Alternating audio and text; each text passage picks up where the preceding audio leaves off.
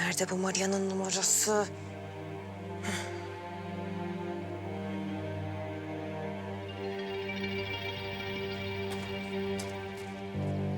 Gonca, ne yapıyorsun?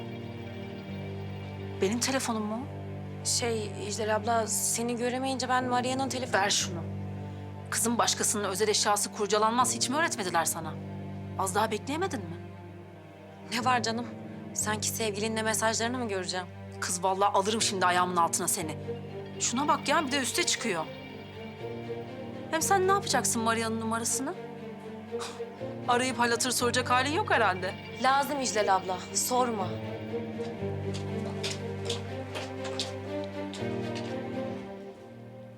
Sen yine bir işler kurcalıyorsun ya.